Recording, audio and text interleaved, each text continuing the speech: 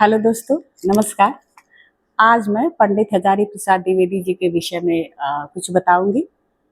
तो आप लोग भी वीडियो जरूर देखिएगा और लाइक, कमेंट और सब्सक्राइब जरूर कीजिएगा। आप लोग को और भी किसी विद्वान के विषय में जानना हो, उनके विषय में, तो आप लोग कमेंट में जरूर लिखिएगा। तो धन्यवाद दोस्तों, मैं शुरू करती हूँ। तो हिंदी साहित्य के प्रसिद्ध समालोचक पंडित हजारी प्रसाद द्विवेदी जी का जन्म 19 अगस्त 1907 ईस्वी में बलिया जिला उत्तर प्रदेश में हुआ था और इनकी मृत्यु 19 मई 1979 दिल्ली में हुई थी।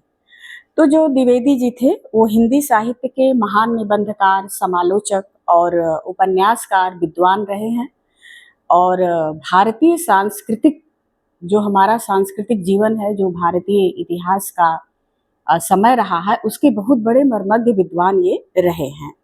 उनका साहित्य में जो योगदान है वह अतुलनीय है। विशेषकर सांस्कृतिक पुनर्जागरण और ललित निबंध के क्षेत्र में उनका योगदान अतुलनीय और महत्वपूर्ण है। इनके प्रसिद्ध उपन्यास हैं बाण भट्ट की आत्मकथा, जो 1946 ईस्वी में प्रकाशित हुई थी, और दूसरा उपन्यास है अनाम दास का पोथा। तीसरा सबसे प्रसिद्ध है पुनर्नवा और चौथा है चारुचंद्र लेखा। ललित निबंध। ललित एक विशेषण शब्द है। ललित का अर्थ होता है विदग्धता और रसप्रियता। ललित निबंध को आत्मपरक, विषय प्रधान और वस्तुनिष्ठ निबंध की श्रेणी में रखते हैं। इनके प्रमुख ललित निबंध हैं अशोक के फूल, कुटज, कल्पलता और आलोक पर्व। और 1973 ईस्वी में इनको साहित्य अकादमी पुरस्कार से सम्मानित किया गया था। आलोचना। पंडित हजारी प्रसाद द्विवेदी जी प्रसिद्ध समालोचक हिंदी साहित्य के रहे हैं। इनका प्रसिद्ध समालोचना की पुस्तक है सूर साहित्य, कबीर, नाथ संप्रदाय और साहित्य सहचर।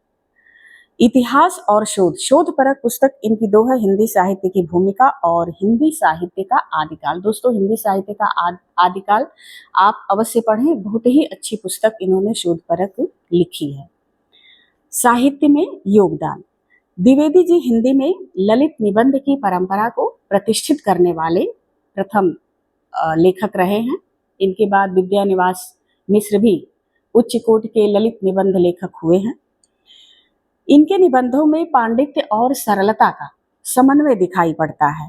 द्विवेदी जी भारतीय संस्कृति, इतिहास, परंपरा को नए नजरिए से देखने का मार्ग प्रशस्त करते हैं। उन्होंने कबीर को प्रतिष्ठित करने में अतुलनीय योगदान दिया है। द्विवेदी जी उच्च कोटि के आलोचक तो थे ही, सूर, तुलसी, कबीर आदि विषयों पर विद्वतापूर्वक आलोचनाएं लिखी हैं, जिसके कारण हिंदी आलोचना को एक नई दिशा मिली है। द्विवेदी जी हिंदी के अलावा, द्विवेदी जी बहुभाषी विद्वान थे। इनको बहुत सारी भाषाओं का ज्ञान था। ये हिंदी के अलावा बंगला, अंग्रेजी, संस्कृत, प्राकृत, अपभ्रंश जैसी भाषाओं के प्रकांड विद्वान थे। द्विवेदी जी को 1957 ईस्वी में पद्म भूषण से भी सम्मानित किया गया है। हजारी प्रसाद द्विवेदी जी और आचार्य रामचंद्र शुक्ल की ही परंपरा में आते हैं। शुक्ल जी तुलसीदास के भक्त थे। वे तुलसीदास को लोक मंगलकारी मानते थे।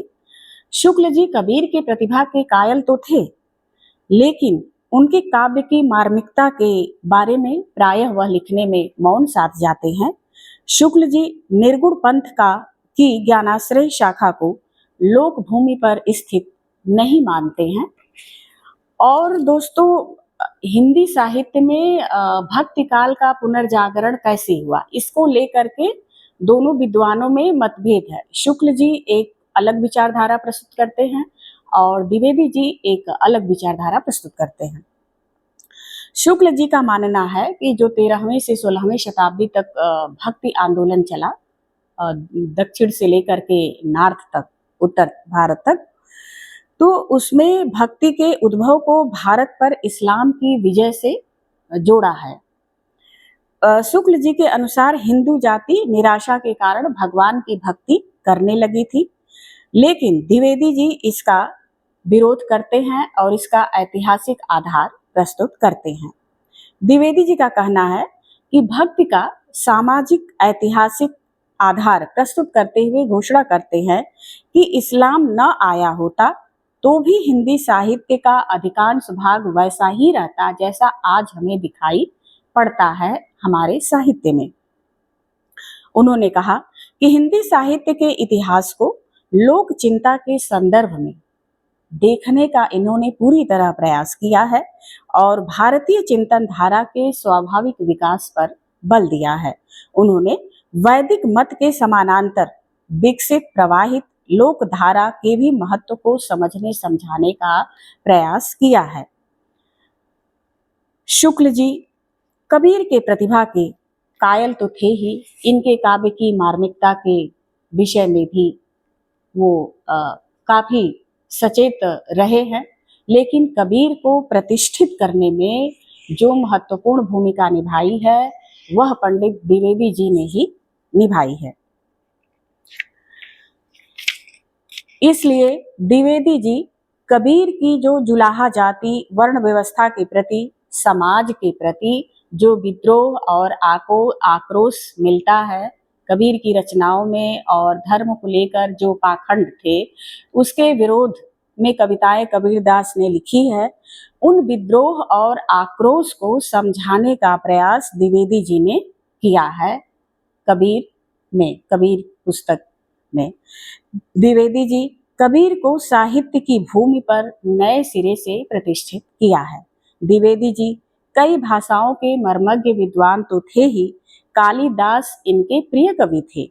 इन्होंने कालिदास पर एक स्वतंत्र पुस्तक लिखी है जिसमें कालिदास की रचना प्रक्रिया को समझाने का प्रयास किया है।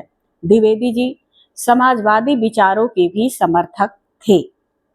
वे मनुष्य को साहित्य का लक्ष्य मानते थे, इसीलिए उन्हें मानवतावादी समालोचक भी कहा जाता है। दोस्तों आज के लिए इतना ही हजारी प्रसाद द्विवेदी जी के बारे में। तो धन्यवाद दोस्तों, आप वीडियो जरूर देखें और लाइक कमेंट सब्सक्राइब जरूर करें।